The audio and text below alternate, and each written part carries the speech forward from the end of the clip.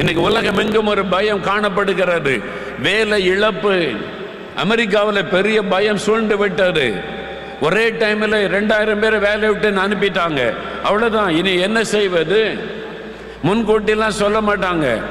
காலையில் போனால் இனிமேல் வேலை இல்லைன்னு அவ்வளோதான் அனுப்பிடுவாங்க.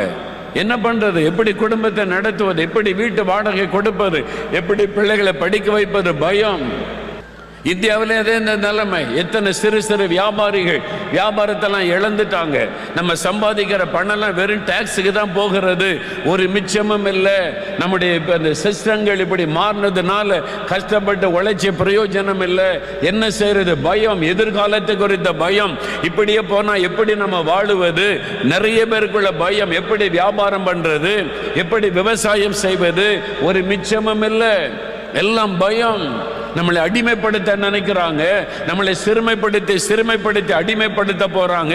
எப்படி வாழ போகிறோம்? எல்லாருக்குள்ளுமே எதிர்காலத்தை குறித்த பயம். ஆண்டவர் சொல்லுகிறார், நான் உயிரோடு இருக்கிறேன், நீ பயப்படாதே. நான் இருக்கிறேன் உயிரோட, எதுக்கு பயப்படுற? அல்லேலூயா.